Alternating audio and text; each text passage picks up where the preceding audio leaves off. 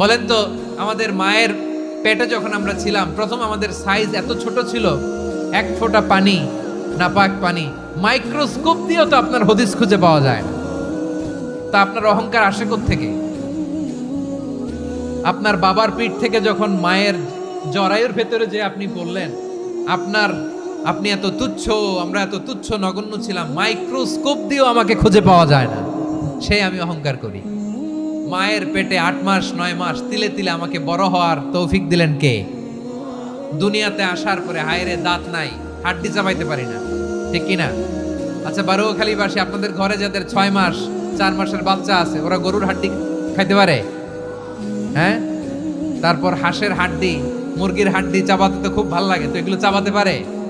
কি দুর্বল দেখছেন, ও কিছু খাইতেও পারে না। ওরে দুধ দিয়ে, তারপরে ওকে আপনার ডাল দিয়ে, সবজি দিয়ে একটা মিক্স